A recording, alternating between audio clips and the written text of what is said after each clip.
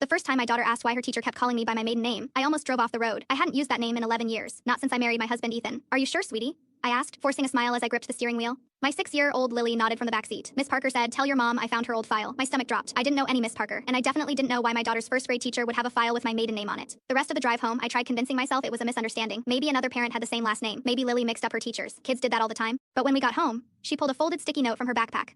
Miss Parker had written, "Please call me when you have a moment. I'd love to catch up." No phone number, just her name, Parker. I stared at it so long that Lily asked if I was okay. I lied and told her I had a headache. That night, after Lily went to bed, I searched the school website, first grade Emily Parker, the photo loaded, and suddenly I couldn't breathe. Because before she was Emily Parker, she was Emily Dawson. My best friend from high school, the last person I'd ever expected to see again. The last person who should have known my maiden name, especially after what happened. I hadn't spoken to Emily since senior year, not after the fire, not after Noah died. Even thinking his name made my chest tighten. For 11 years, I'd shoved that entire summer into the darkest corner of my mind. Apparently, Emily hadn't. I barely slept that night. By morning, I'd convinced myself there had to be another explanation. Maybe she just wanted to reconnect. Maybe enough time had passed. Maybe she'd forgiven me. But as soon as I walked into Lily's classroom for pickup, I knew I was wrong. Emily recognized me instantly. Her smile disappeared. For a second, neither of us moved. Then Lily ran over and grabbed my hand. "Mommy, this is Miss Parker." Emily's eyes dropped to Lily, then back to me. "You never told me your daughter was in my class," she said quietly. My mouth went dry. I didn't know you worked here. The silence between us felt suffocating. Finally, she handed Lily her backpack. "We should talk. Not can we. Not would you like to. We should." Like there was unfinished business because there was. That night, after Ethan got home, I told him everything. Or at least, the version I'd told myself for 11 years. When I was 17, Emily, Noah, and I had snuck into an abandoned lakeside cabin for one last summer party before college. There'd been drinking, music, a bonfire. At some point, Noah and I got into a fight. A stupid fight. He wanted to drive into town for more drinks. I told him not to. He laughed, grabbed his keys, and left anyway. 20 minutes later, his truck hit a tree.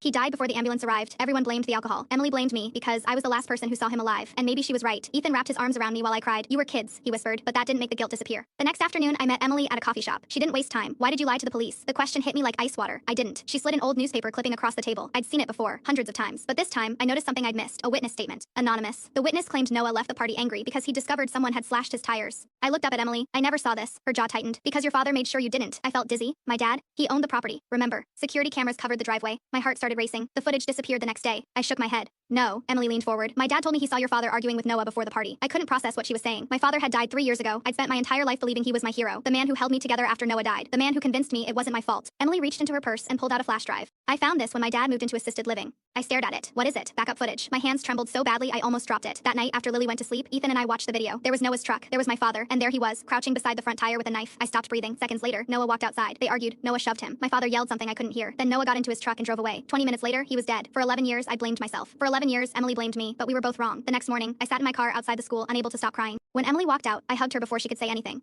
We stood there in the parking lot while our daughters played on the swings. Two women carrying a grief neither of us deserved. "I hated you for so long," she whispered. "I hated myself longer." She nodded like she understood exactly what I meant, because she did. Sometimes the hardest thing about surviving a tragedy isn't losing someone. It's discovering your entire life was built around the wrong person carrying the blame.